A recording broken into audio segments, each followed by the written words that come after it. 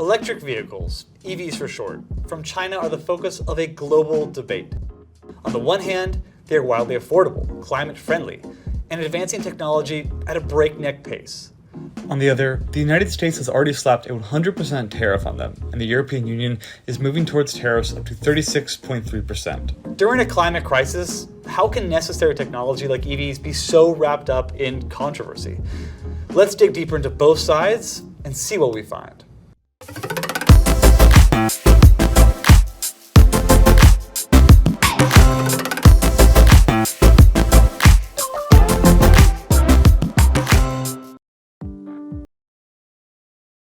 Fossil fuel burning cars produce about 10% of the world's CO2 emissions.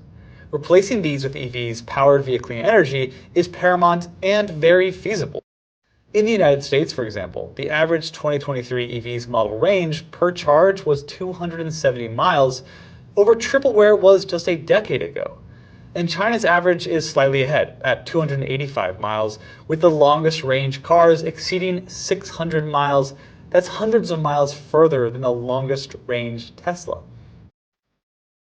So in the EV sector, rapid improvement has been typical, especially when we look at China's advancements. Since 2010, China has accounted for about half of the world's total EV sales, and today, 60% of all new EVs sold globally are from China.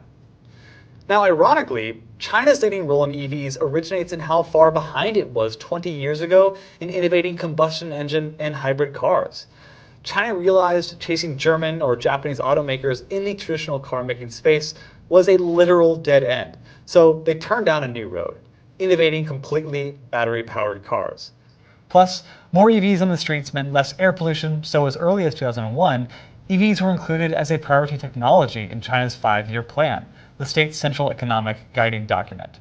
And by 2009, the state began to support both domestic and foreign EV companies with subsidies and tax breaks, totaling up to $21 billion by the time such policies stopped in 2022. But we have to mention batteries as well. They make up about 40% of an EV's cost, and China also went from being behind to inventing an entirely new standard at a 30% cost advantage over Europe and the US.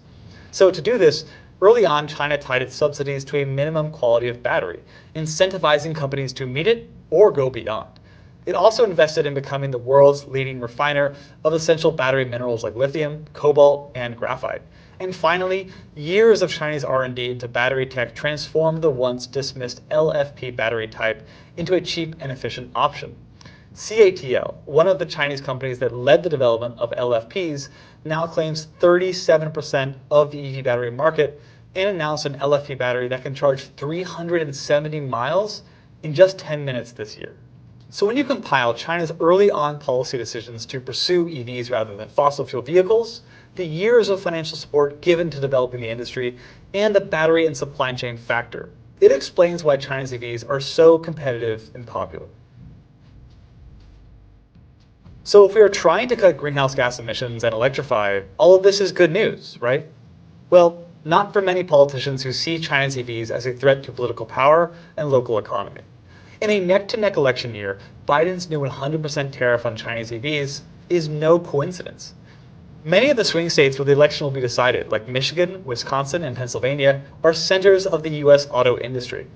Politicians are concerned that Chinese EVs will damage local companies and take away jobs. And the swift sales increase of Chinese EVs in Europe from less than 1% of the market in 2019 to over 9% last year, for example, helps drive this fear. There's also worries about over-reliance on China for key products like EVs and the components like batteries and rare earth minerals that go into making them. But for regular Europeans, Chinese EVs are on average 24% cheaper than European brands. CATL's new $7.3 billion production plant in Hungary will create 9,000 jobs. Other joint ventures and manufacturing sites are bringing even more jobs to Europe, such as a new site between China's Chery Auto and Spain's Ebro EV Motors in Barcelona. In regards to the new tariffs, some are concerned that they may do more harm than good. Germany, in particular, is against tariffs on Chinese EVs, arguing that the tariffs will impact European companies that manufacture cars in China, risk escalation of trade conflict with and countermeasures from China, and slow down Europe's decarbonization and technological competitiveness. So where is this all going?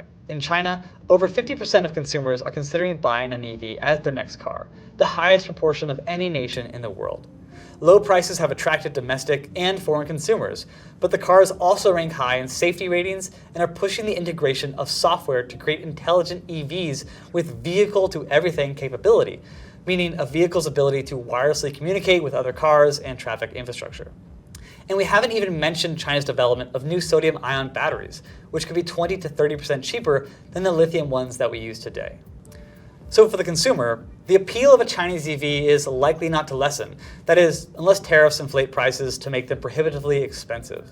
But for the climate, the need for fleet electrification is only getting more urgent. So world leaders are going to have to decide between short-term protectionist policies that may or may not work, or long-term initiatives that work for the climate and the consumer.